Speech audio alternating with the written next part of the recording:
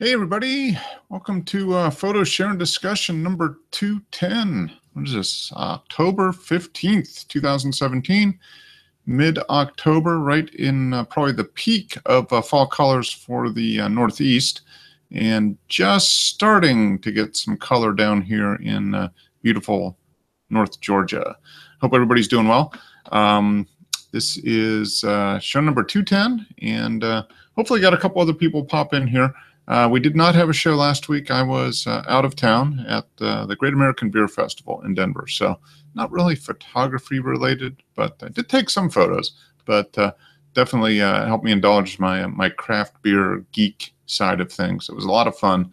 For anybody who's watching this who is a craft beer lover, likes to try different beer and sample different beers. I think it's a bucket list item. I don't know if I would go every year, but go to Denver and the festival at least once in your life. And we got tickets for one session, and it was a lot of fun. I mean, 15,000 other people in the session. I guess the festival has 4 sessions, Thursday, Friday, and then 2 on Saturday. But what was almost as much fun, if maybe not even more fun, was just being around downtown Denver and all the beer-related events that were there. So good time. If you're into beer, it's something I highly recommend doing. And there were lots of good photo opportunities, lots of good street photography, people photography, that type of thing. I thought about taking my camera, but I didn't. I just took my phone. I traveled light and hung out with my brother and a couple buddies, Joe D, who pops in here occasionally, and another guy. So it was a lot of fun, but definitely would be a great photographer opportunity. I mean, if you're into doing people photography, that type of thing, lots of good options for that as well. But it was a good time. So we did not have the show last week because I was out in Denver doing that. But we are back and pretty much set to go through almost, I think, the rest of the year.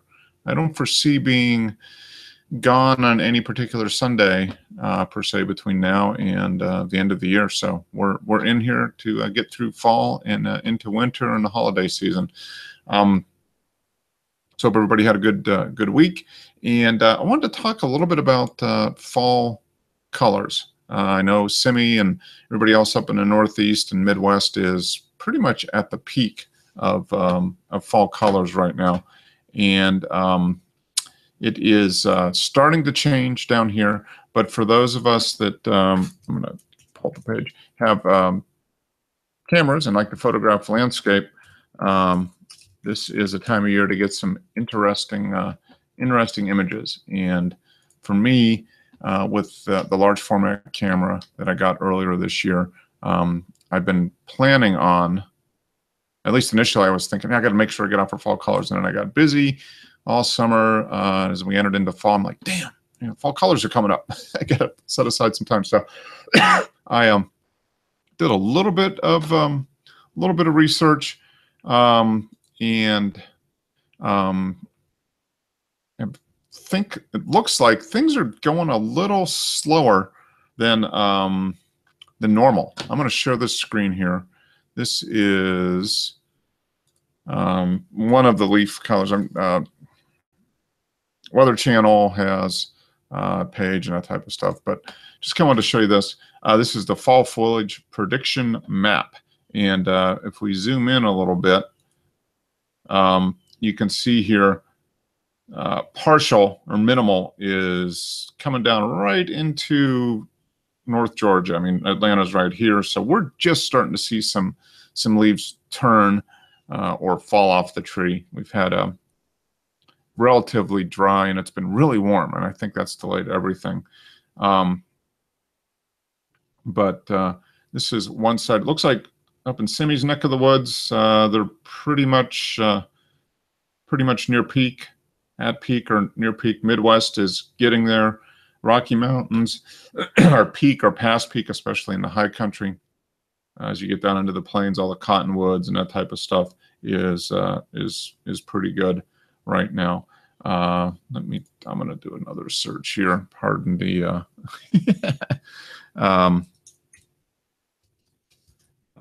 another search at the Weather Channel map. see what they are. Everybody's a little different. Everybody has different prediction methods and everything, but fall foliage maps. So let's take a look here and see what the channel is. So this is as of October 14th. We have looks like just some barely patchy color here. We're in peak or near peak up in Connecticut, so up in Simi's area of the woods, and he's posted a lot of images to the group about that. Midwest is getting there, and it's been delayed because of the warm weather. But for any of you that have the opportunity to get out and see some fall colors with a camera, I would highly recommend it. My plan is to go to one of the North Georgia state parks here, probably next week or maybe the week after, kind of see if I can time it and get it close. But I'll go ahead and stop sharing the screen here. Try to get out, and midweek, I'm going to try to get out midweek, plan ahead a little bit. I've been doing some research on some parks that I can get to and just leave super early in the morning, get up there, take the large format camera and the digital camera, but large format camera with primarily color film, 4, 5, 6 sheets of color film, and maybe some black and white too. Why not? See if I can get some fall color. Even down around us here, I won't have to necessarily go up in the mountains where we've got a fair amount of trees down here, hardwoods that are changing, so I might have some opportunity here locally to do that. Now Wes down in Florida, I think his fall arrives in February.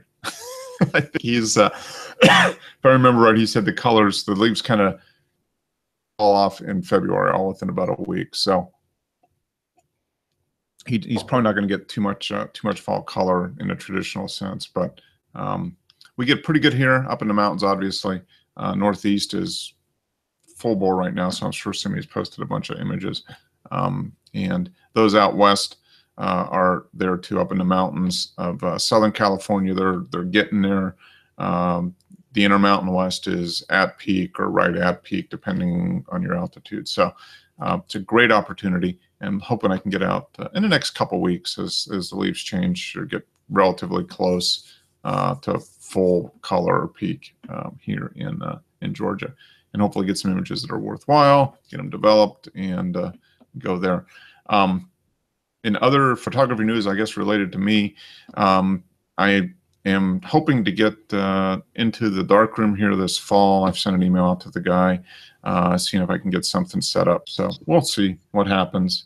Oh, let's see. Dennis heard that. He heard darkroom, and he popped on to make sure that I get to the darkroom. How's it going, Dennis? All right, Mark. And you? Excellent. Doing excellent. I was just talking about the fall colors here, leaves changing, and opportunities for photography. Are the leaves pretty much off the trees for you? Or what kind of color? What do you get in the fall? What kind of color do the trees display? Yeah, the leaves all turn gold. I mean, it's lovely. We got the Lake District where there's loads of trees. Okay, all right. So are they done now? Have the leaves pretty much changed and fallen off at this point, or are they just getting going? They're just like beginning to drop all over the garden. But okay, it's still quite warm here.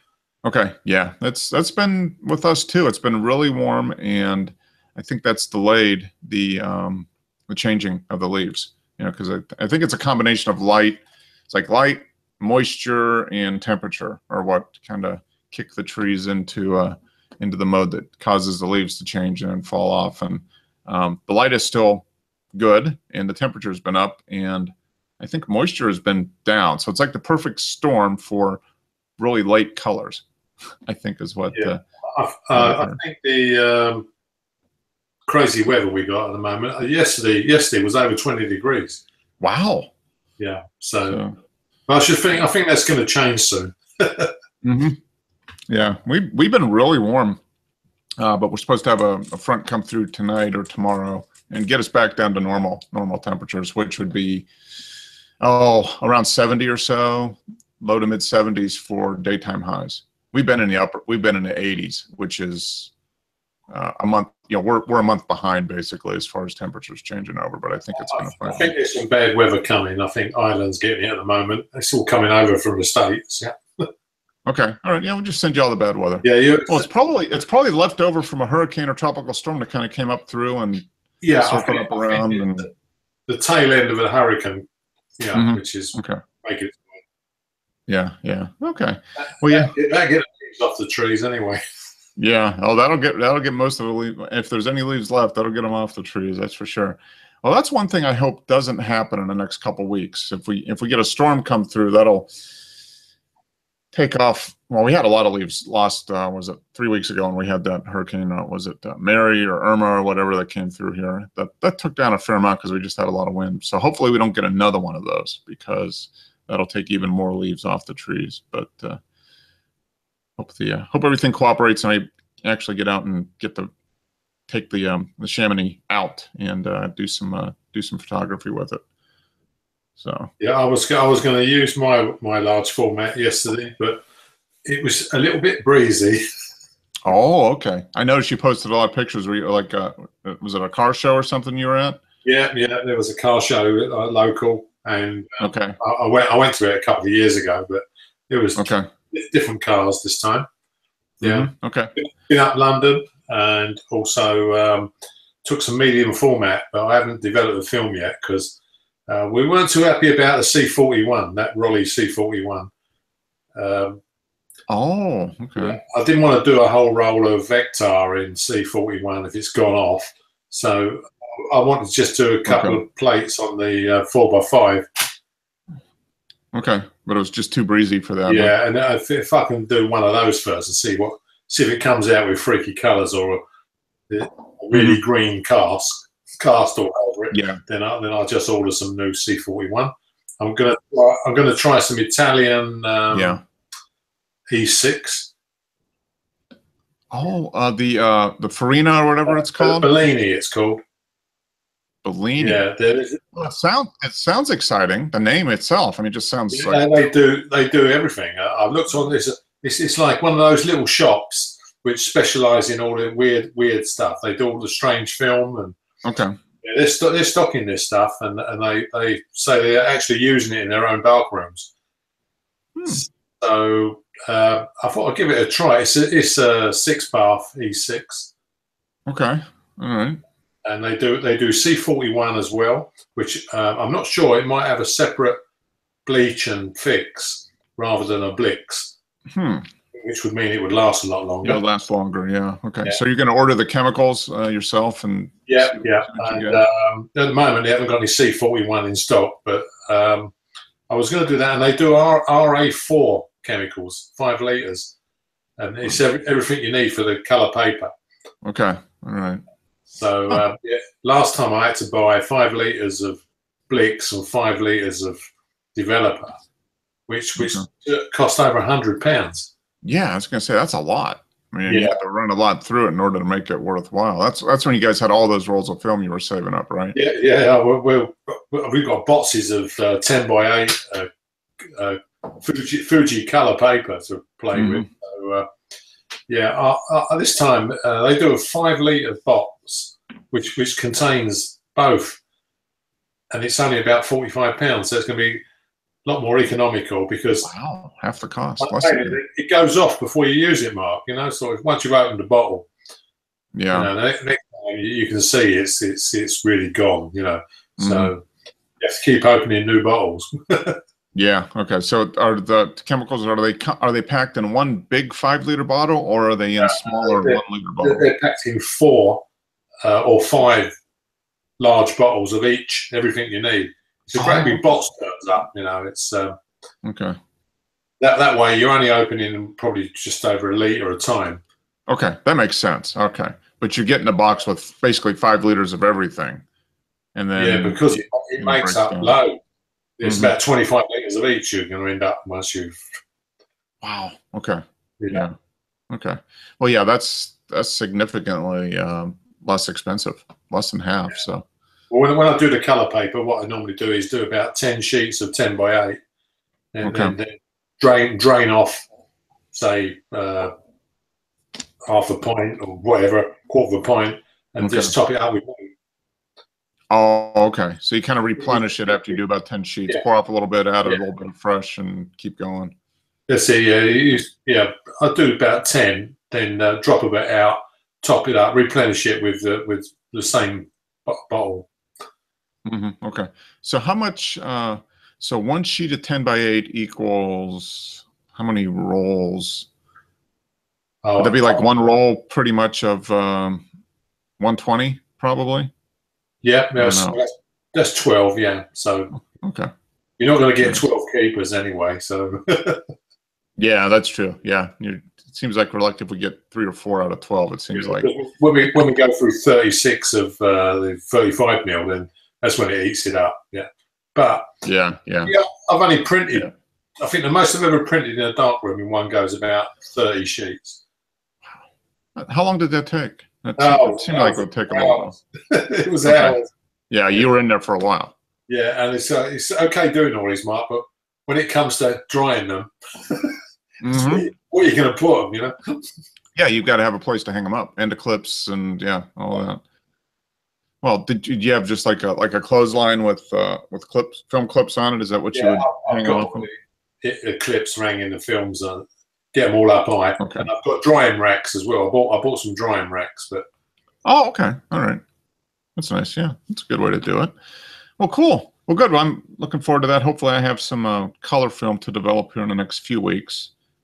I can make it through fall colors and hopefully get some shots. That's my plan.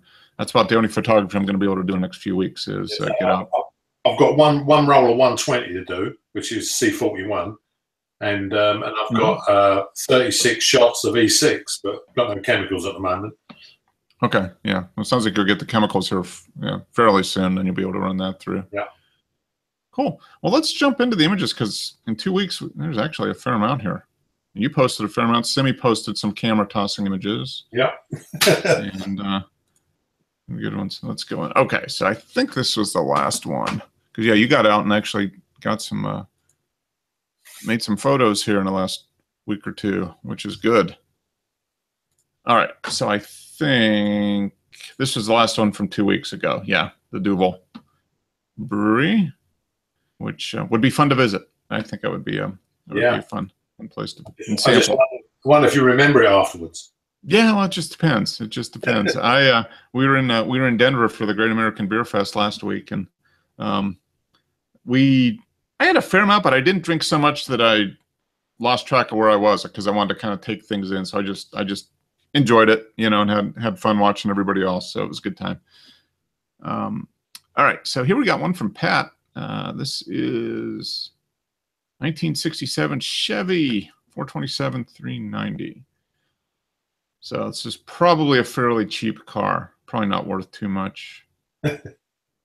But yeah, that's very nice. I love the color of that car and the red wall, the red stripe on the tires.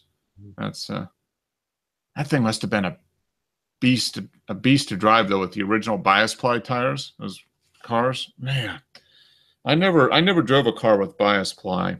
I remember riding in the car with bias ply, but I never drove one. And I got to imagine it's just tough. Just wanders all over the place. Yeah, well, 1967, they would have been cross plies, wouldn't they? Yeah, probably they might have been. Yeah, but they probably weren't radials.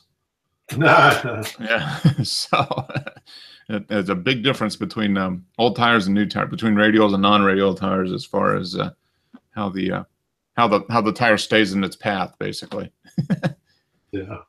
But these cars must have been. It was interesting yesterday. That's kind of weird. I saw 2 old, one was like a 66 and the other one was a 68, and I had 2 old, just driving in our normal weekend errand run. I hadn't seen those cars before, so I was kind of wondering if there was a car show or something around.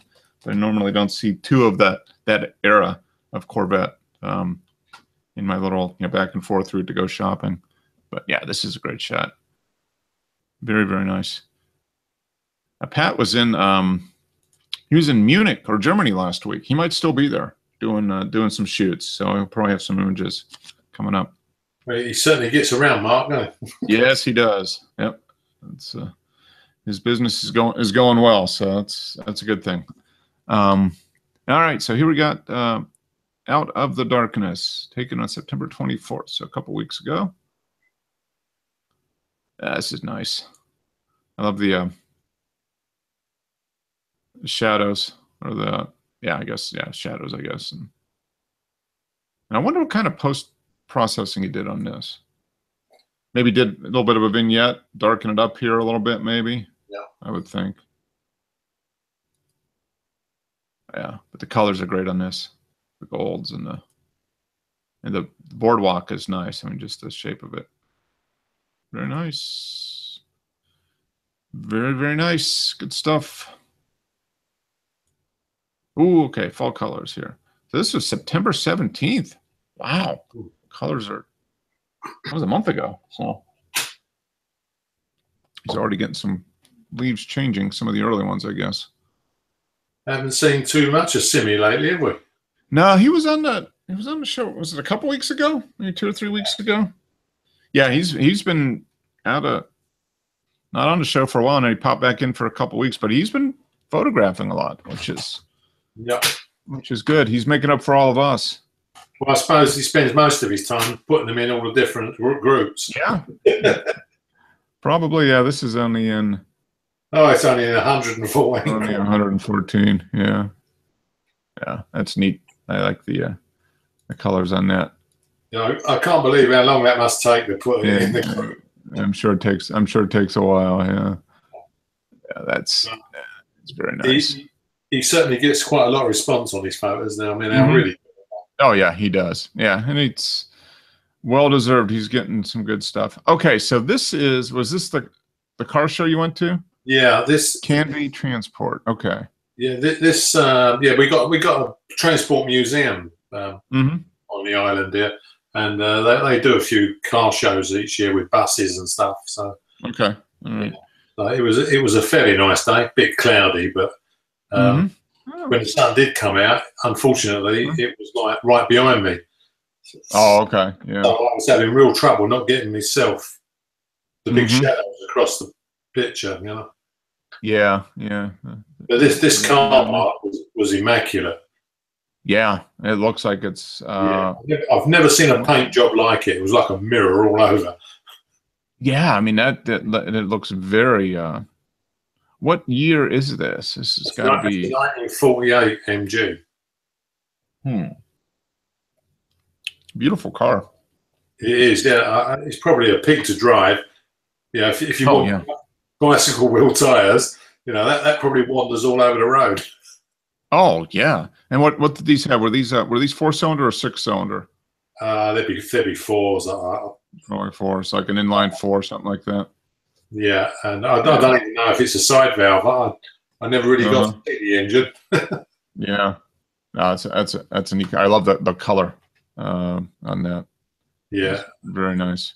It probably wasn't that color when it was made. No, probably not. Okay, here's a Cobra. Yeah. This was immaculate as well. Yeah, it looks like most of the cars here probably were. There was a few cars there which should have been in a scrapyard. Yeah, they were in the process of being restored, right? Yeah. They just needed a little tender, loving care, and then they'd be fine again. They reminded me of cars I used to have when I was a teenager. You know, the ones you drive along, you can see the road. Yeah, put your foot through the floor. Yeah. Through the rust. Don't put your foot down too hard. You might go through the rust. Yeah. Oh, yeah. A guy I worked with in the 70s used to give me a lift to work, and I had to put my feet on the dashboard because he didn't have a floor on the passenger side. Yeah, I believe it. I mean, yeah, you guys, all the rain and moisture, and I mean, yeah, cars just rusted out. I mean, if you got more than 3 or 4 years out of a car before it rusted out, you were doing pretty good, probably. Yeah, probably 8 to 10-year-old car would just be rotten, absolutely rotten. Yeah. Oh, this is interesting. The hardtop. This is an interesting design. I mean, it looks like it's extended or something. It doesn't. I don't know. Was that a little different one for the British market? I can't imagine that, but. Well, the steering wheel was on the right. On the other side, yeah. but it just looks like the top is this little. I don't know. It just looks weird to me. I don't know. It's a beautiful car. But there's not too many of them around over here, so no. Yeah, the engine bay was like you could eat your dinner in the engine bay. It was absolutely immaculate in there. Yeah, no, these are great cars. I mean, you get the original ones. There's a lot of kit cars and what they call restoration mods, that type of stuff, where they're not the original. But if you find an original one, you get replicas as well, don't you? Which is replicas are. Yeah, you get a modern day kit, V8, drop it in, and fiberglass body or maybe even metal body, but not the original. Okay, so is this the back of that same MG you had in the front? That's the same one. Yeah. Oh. It was about the most interesting car there. No, I found the most interesting car right here. This LeBaron, this Chrysler LeBaron. This is the most interesting car there. It's a convertible. This is the one. Remember Ricardo Montalban? And he was an American actor. I don't know. Did he ever do commercials in the UK for Chrysler? He was a big pitchman for him back in the 80s. No. His thing was rich Corinthian leather, which is basically vinyl. But it was leather, rich Corinthian leather seats, that's cool. That's a pretty car. But this LeBaron here. Now this is a true driver's car. Is that going to be a big V8 then? No, this one is probably like a turbocharged 4-cylinder. If it's the same as it was in the US, it's probably a. Yeah, trouble is, Mark, we don't really get the muscle cars. Even the Jeeps they sell over here were just diesels and 4-cylinder petrols. We didn't really have the V8s because the fuel's so expensive. Yeah, that was the thing. And I mean, the whole Chrysler LeBaron, stuff from the mid, 82 to 90 or whatever. Most of them were, 4-cylinder, maybe turbocharged in some cases. Yeah. Well, what I did notice was when I was in Tampa. What was the name of the place? Like St. Petersburg, is it? Yep. Yeah. I was looking in a paper, and a Jeep at the time was about $12,000. Oh man. Yeah. And when I came back to England, I looked in the Jeep showrooms over here, and they were £20,000 for the same vehicle. See, that's why they call this place Treasure Island. Yeah, take all your treasure. It's a neat car. All right, so now we're back in. Okay, so the History Museum. Yep, this is the Victoria and Albert Museum. Okay. I think a couple of years ago I stuck one on the outside. It really is a lovely building. Yep, I do remember this. Now this looks like a blue whale, maybe. Yeah, this is the new one in the main entrance. Okay, a dinosaur in there for years. I think that's going on tour. But this is Voigtlander super wide. Okay, so this is your super wide on the Sony. Yep. So you just put it on and that was it. Pretty much all you had to do, right? Yeah, I just done hyperfocal focusing and just away we went. Well, you got the. Doesn't look too bad. It's not too distorted. The columns here. Did you have to do any straightening up in Lightroom or anything? That's how it came out the camera. I didn't try to straighten it. But you did make sure you held the camera as straight level as you could when you photographed. I'm sure. Yeah. That's it's not too bad with the Sony because you can actually see what you're doing. Yeah, it's true. You can just put it in live view and see what you have. Yeah. Yeah. So when you're using the film cameras, it's not so good. No, that's a very nice building, and this is a perfect lens for it. I mean, this is the perfect kind of lens for like an interior building shot. Yeah. If you're going to do like selling your houses and stuff, it's the perfect place to stand in the doorway and get a whole room in. Yep, exactly. Yeah, no, that's neat. That blue whale is neat. When we were in California, when was it? Must have been 5 years ago or 6 years ago. We were driving up and down the coast, and there was a blue whale that had washed up on the beach. It was dead, but oh my gosh, are those things immense! Wow, huge thing. Okay, that's a nice shot of that. Okay, that gives you an idea how large that is. Oh, that's neat. And the steps and everything in here. Yeah, it is a lovely building. Mm-hmm. A lot of detail work. All the. Yeah, I don't think we're going to see any stuff built like this in the future. It just costs too much money, wouldn't it? Yeah. When was this built? Turn of the century, maybe, or a little bit before? Well, yeah. I mean, this must have been mid 1800s. Okay. Yeah. Albert. Mm-hmm. Victoria's husband. I mean, he died quite young, I think. So yeah, she lasted to about I think it was 1903, something like that. Okay. Yep. Yeah, off the top of my head, can't remember. But he died years before, so I should think, second half of the 19th. Yeah. Yep. Maybe like 1880, something like that. Yeah. I mean, this looks like kind of architecture from 1870 to 1900, something like that. Yeah. That's neat. That's a neat building. I like all the glass windows and everything. So this is Borough Market.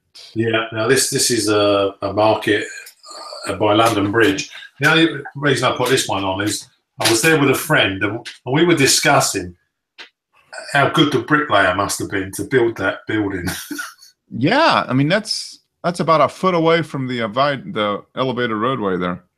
Yeah, well, I'm not sure. It's probably trains that coming across. Yeah, it might be. Yeah, maybe it is a train track. That building to lay those bricks in an oval, that's. Oh yeah, that's got to be quite difficult, isn't it? It's a lot of work, and the building was built that way because it was back when it was built. Probably these weren't here, but there were other buildings really close, so they just got the last available piece of land probably and build as big a building as they could given the limited space that they had. It's just the architecture.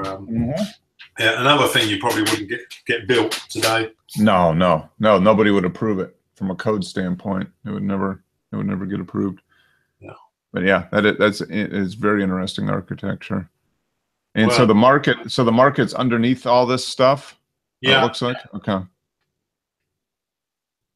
Yeah, that's neat. That building is very unique. And this was a super wide too. Yep. Yep. I just put the super wide on, and I didn't have to worry about focusing anything, and just clicked away. Obviously, indoors I up the ISO. This is the market now. Okay, that's neat. I like that. It reminds me of like Pike Place Market in Seattle. Similar kind of an half indoor, half outdoor kind of market. And all the. Yeah, so this is the market, Mark. A few months back, where those nutters were knocking people down and killing them with knives, isn't it? Yeah, and this is where they went. They went into this market from London Bridge. Okay, all right. So back when was that? Back in like July or August or something like that. A few months back, when the crazy people were just like driving along and just running people over, and the police shot them all, which was good. Yeah. Well's a safer place now. Yeah. Yep. And saved a lot of money in the process too. Yeah. Yeah. Oh, that's neat. I like the colors on this are great. The having this little cart here is nice. Yeah.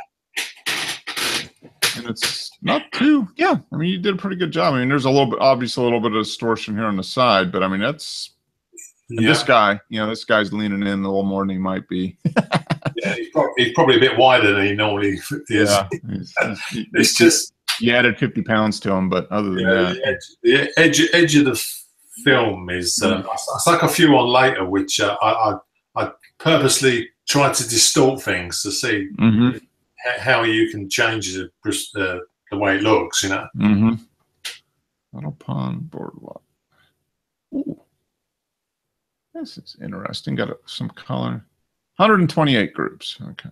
Yeah. Simmy's got some nice places to go and visit, isn't he? Yeah, he does. He lives in a very picturesque part of the country. There's lots of with the ocean and the bogs and the woods and stuff. There's a lot of neat stuff relatively close by to him, which is nice.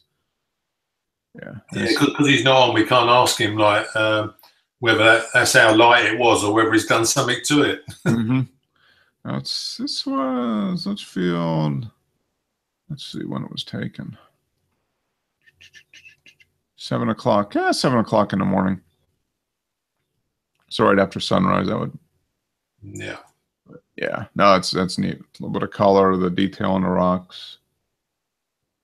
And only in 128 groups. I don't know, Simi. 5-second exposure.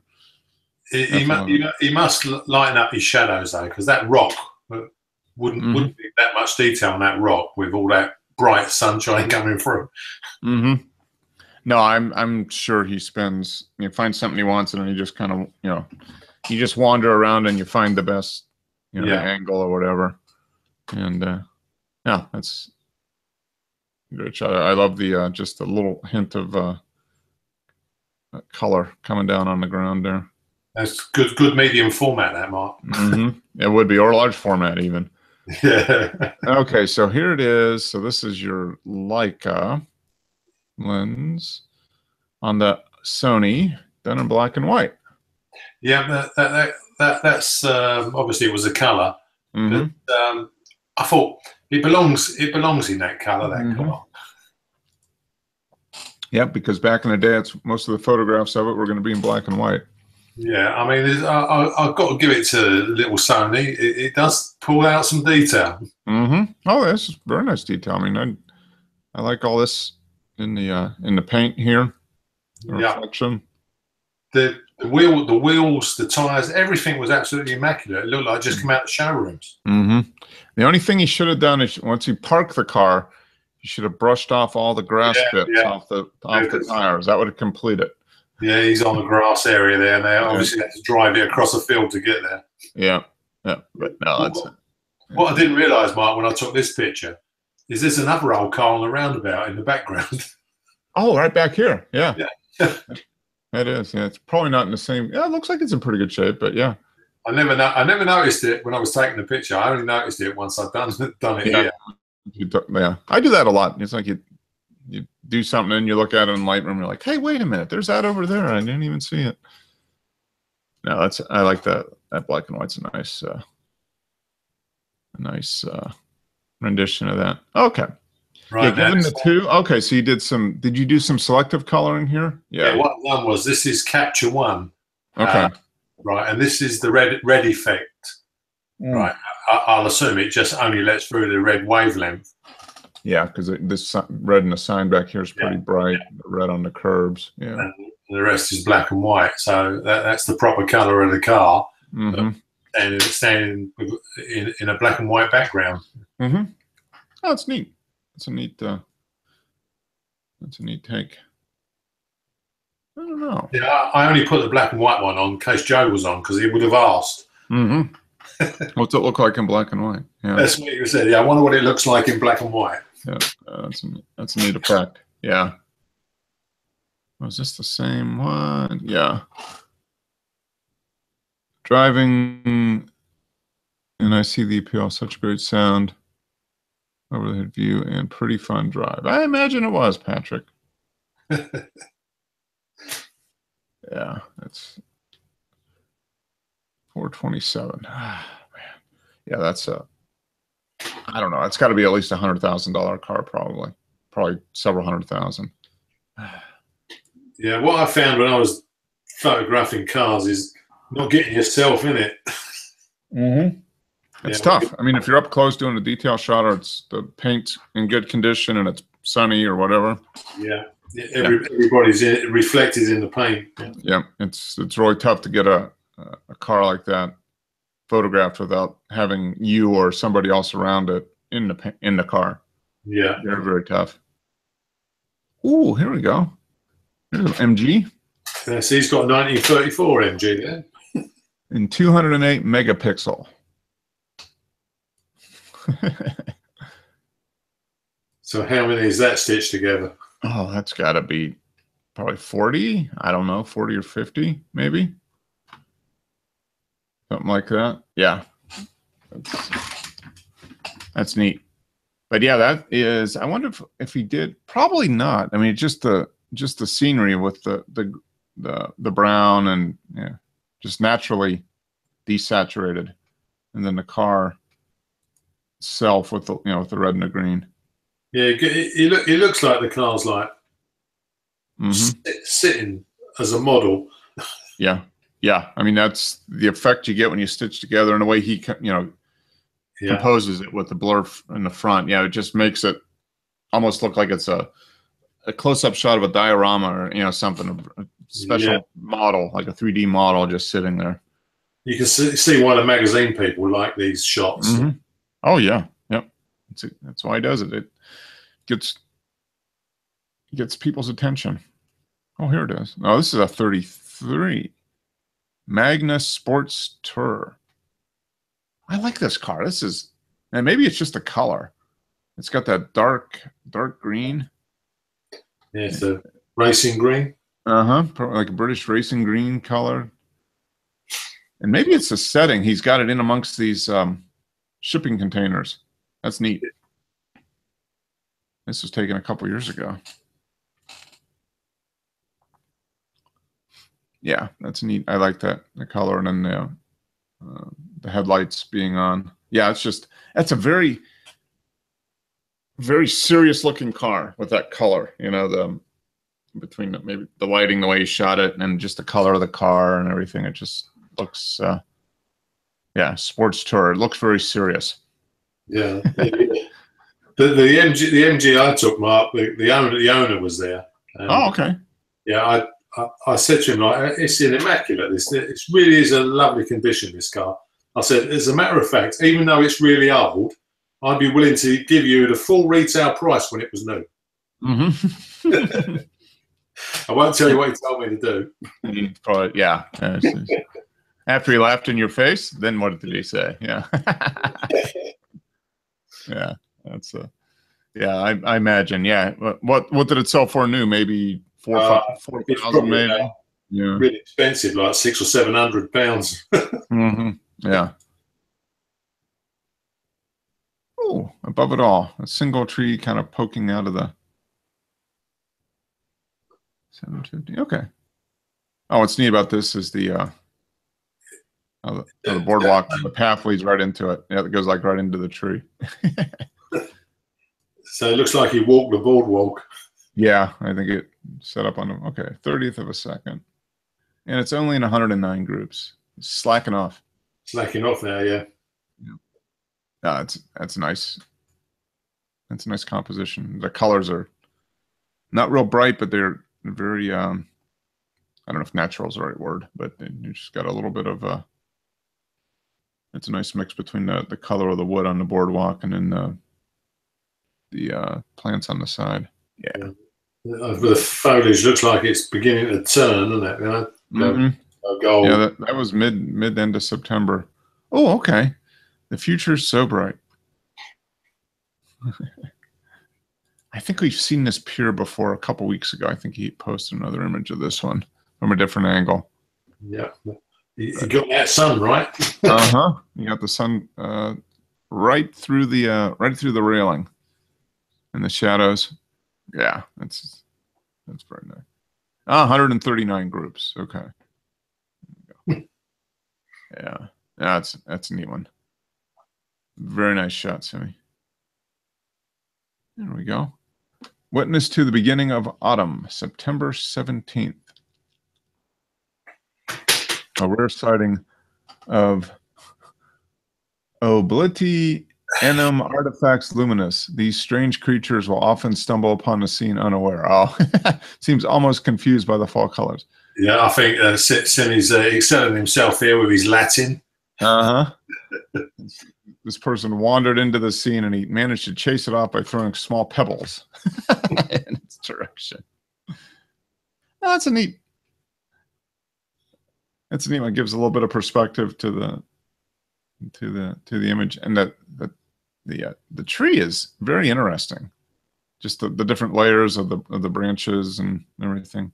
It almost looks like something you would see in like a Japanese garden or something. just Is this panorama stitched together, do you think? Probably, yeah. This is probably 2 or 3 shots, I would think, maybe.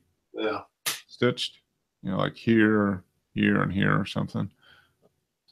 Yeah, no, that's a neat.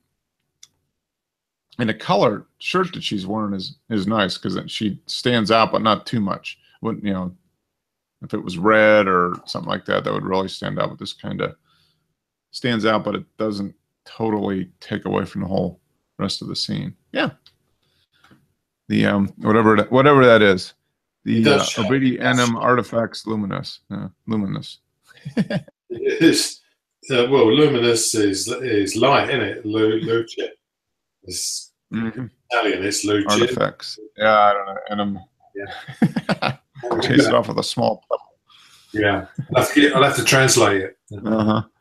Okay, so here you go. You're doing a little perspective distortion. You were probably just a foot or two away from this wheel, I would imagine. Yeah, I was virtually next to the wheel. Yeah, it does. Actually, it turned out okay. And this was this the Leica? No, this was the Zeiss Icon. Oh, okay. Yeah, right there, Zeiss Icon, super wide. The one that's got the zoom finder. Okay. Yep. Yeah, because the camera doesn't have a viewfinder. Okay. Yeah. Oh, that's neat. That's a neat old truck too. So once again, it was hyperfocal focused. Set it up. Yep. I don't know. I was just trying to see how close we could get, with the and not blur out, get too close. What's the focal length on this? 15 mil. It's a 15. Okay. Yeah, it's 15 mil, and this is the camera itself. Okay, yeah, it's built to do it. Yeah, it's Delta 100, and it's developed in HC 110. Okay, so Delta 100, HC 110. Okay. For what, like 8 minutes or something like that? This was a 1 to 31. I've done about 11 minutes on this. 11 minutes. Okay. Yeah, that's nice. It came out very well. And here's your MG again. Yeah. Now the MG this time is face on with the 15 mil. The other ones I was using the Leica 90 mil. Okay. So you're going to get a little bit more distortion now. Yeah. But no, that's nice. I mean, it's nice and sharp here. Drops off a little bit on the edges, but I mean, the center line is very, very sharp. The plate and the badges and the grill, the grid on the lights. Yeah. Everything. It's not a Bokeh King. This one. Everything's got to be in focus as far as you can see. That's a neat one. Yeah, someone's mountain bike. And you're probably within a foot or two of this, I'm sure. Yeah. That's Ben's bike, but I was square on, so that I was trying not to distort this one. Because I put one on there which is distorted. Okay. All right. Yeah. So you were like right in the middle of the bike. Yeah, I was virtually touching the pedal. Yeah. So we got that, and then the distorted one. Yeah. This one, a lot more. Obviously it's distorted, but it's obviously a lot more interesting too, and it gives a real sense of motion and action to the bike, which is a perfect fit for what it is. It's a mountain bike. A few inches off that front wheel. It just does show what that lens can do, isn't it? Yeah, I mean, that's very nice. And you got the where did you get the Zeiss? Was it on the body? It's the camera itself. Where did you get that, and how much did you pay for that again? I imported that from Japan, and I think it was about £380, something like that. That's not bad. Yeah, but the British government stuck on import duties, and so it ended up being almost £500 probably at the end of the day. No, it wasn't too bad. I think it worked out about £80. So okay, all right. Yeah, but the cheapest one I could find in Europe was one in Germany. It was £800. Wow. Yeah, and this one really was mint. The guy described it as mint, and it was. It looks like it's never had a film for it. There's not a scratch on the camera. What year was it made? It's not very old. Okay. Probably about 8 years back now. Okay, all right. So yeah, relatively new then. It's not a 40-year-old camera or anything like that. No, it's it just looks brand new. No, it's neat. Yeah, it's a neat perspective shot on that. I mean, that definitely gives a. You wouldn't want to do this. Well, you would, but I mean, you can do it to a person, but to a bike, something like that, it really gives a sense of motion and action. Done that to someone's face. That was. They used to be your friend until you took that picture. Yeah, exactly, yeah. So I'm an expert at portraits. Yeah. No, that's exactly how you look. Yeah. Okay, so here we got an old style British double-decker bus here. That's it. Yeah, and of course, it looks like he's leaning backwards because I deliberately tipped the camera up. Yeah. Okay. Catford Garage. Catford Garage. Yeah. And then New Cross, Lewisham, Lee Green, Eltham, and Footscray. Yeah, it definitely has a. Hey, Rui, how are you? Hey guys. Good to see you or hear you. Yeah, good to join. We're taking a look at all Dennis's shots with his super wide lens. So this is, and how far away were you from this, Dennis? Just a few feet, a couple of feet in front. Yeah, but same problem. I had a shadow right at the bottom, so I had to crop the bottom off. Oh, okay. Yeah, your shadow in the bottom. Yeah, the sun was behind me. Yeah. Yeah. So whatever angle I stood, there was a shadow across the ground. Yeah, that's a challenge. Ooh, September 28th. Yeah. 200. There we go, Simmy. Finally, a normal exposure for you. 268 seconds. It's only in one group, Mark. Yeah. Oh, really? Yeah. Wow. If we refresh it, it's probably in 400 groups now. I don't know. But how did these people stand? Well, I mean, that's 4 minutes. That's 4.5 minutes. I'm assuming these people moved a little bit, but I don't know. Unless he put them in afterwards. Yeah, I was gonna say, because even if they moved a little bit for that long of a period, you're gonna see a little bit of blur. But they look pretty. The edges look pretty sharp. Pretty sharp. Yeah. Yeah. He had a sign on the side saying, "I'm going to take a picture for 4 minutes, so stay still." Yeah. Don't move. I'll tell you when you can move. Yeah. That's beautiful colors. I love the. Very, very nice. He's had the big stopper on there, hasn't he? Mm-hmm. Yep. Put that 10-stop ND filter on there and F11, and 5 minutes later, you got yourself a photo. Yeah. Very nice. Yeah, that's a good one, Simi. When you do long shots like that, don't it suffer from hot pixels?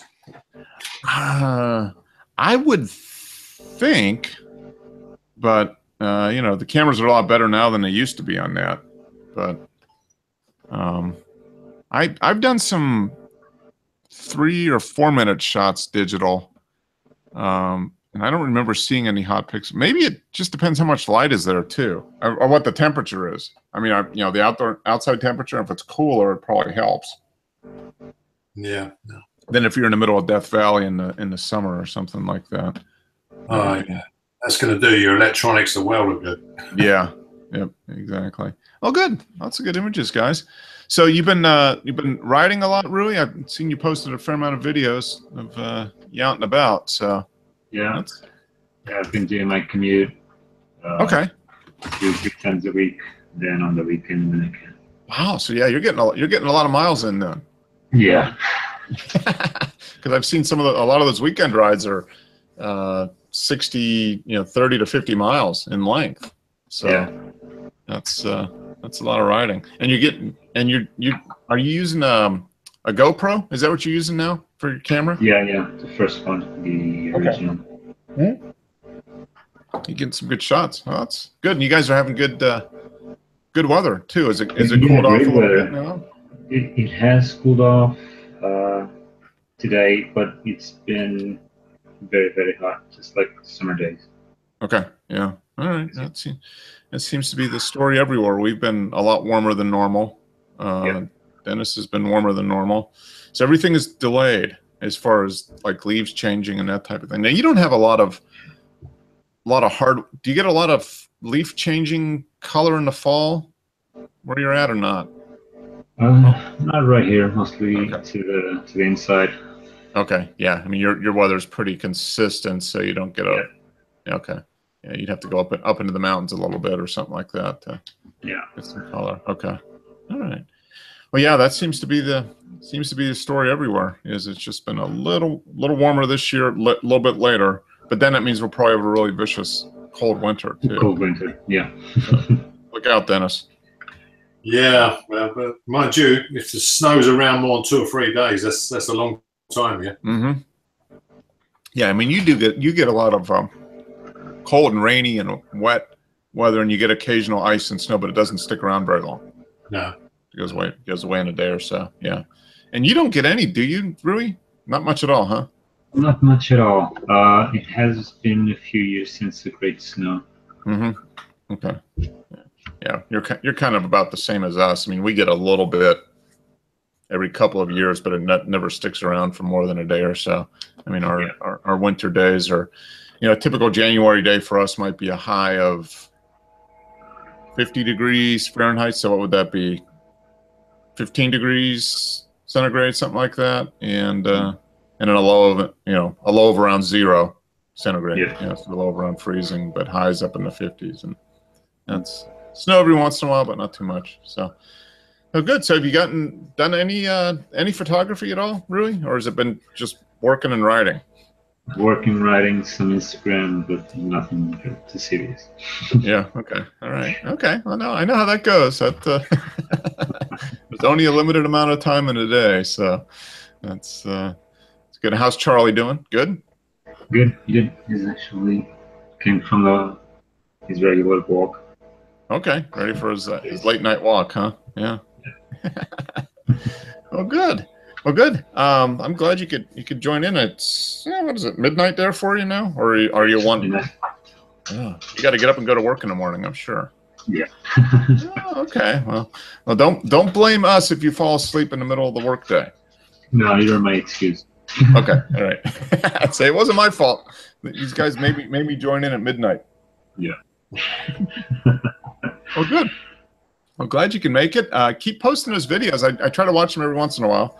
And it's you've got some interesting terrain to ride there. I mean, it's looks like it's a real good mix of some rolling hills and rocks, and you're not that far from the coast. I mean, I saw a couple rides where you're up along the coast, so that's nice.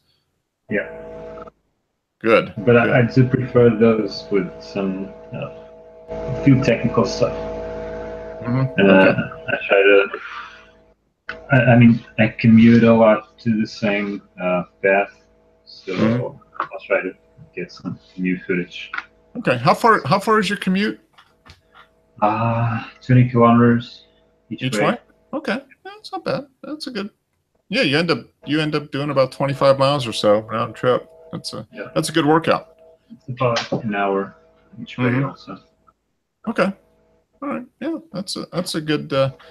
If I could, when I was commuting by car, if I could have commuted by bike, I would have, but there was just no. I probably would have only survived a week or two before I got run over by a vehicle.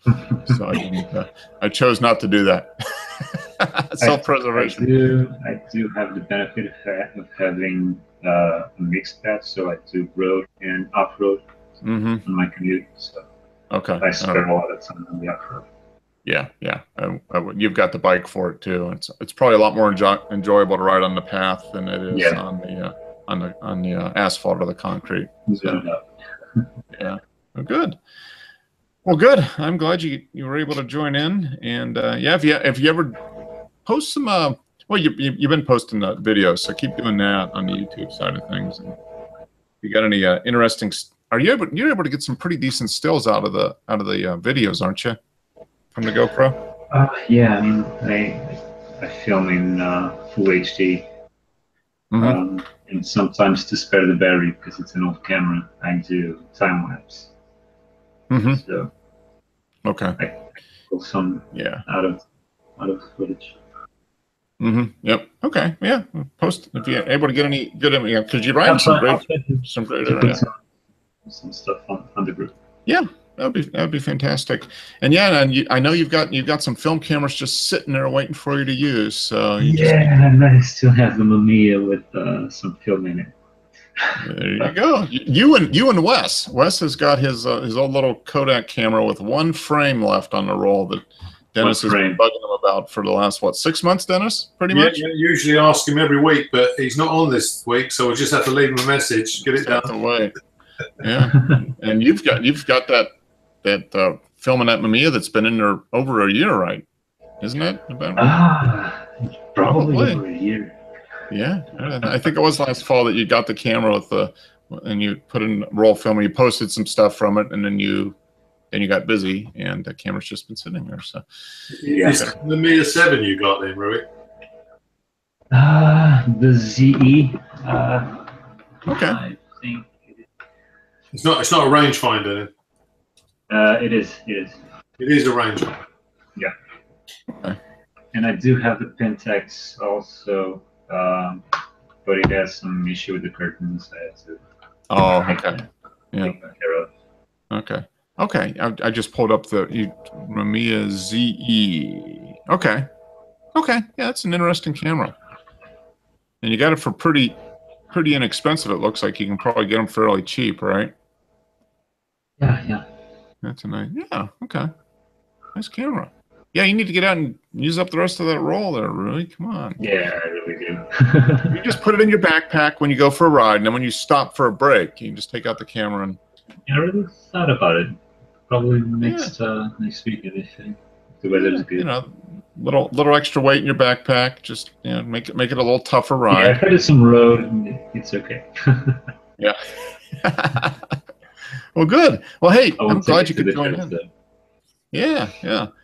Well, good. Well, I've got to end this. I've got stuff in the oven that needs to be taken out for dinner here. So, sure. Appreciate you joining in, Rui. Hope you can get back whenever. Feel free to pop in whenever. I know it's late for you, but I do appreciate you popping in and updating us on things. Because and if you get through that roll, get it developed and post it. I will. Good. All right, guys. Hey, I appreciate it, Dennis. As always, another week of Sundays coming up for you. So enjoy. Yeah, Sunday tomorrow. Sunday every day for you. Me and Rui got to keep working to keep those Sundays coming for you, I guess. Huh? Yeah, I've done that bit. Yeah. Yeah. Been there, done that, huh? Yeah. All right, guys. Hey, appreciate it, Rui. Take care. Have a great night, No Dennis. All right, we'll see you. Yeah. Bye. Cheers.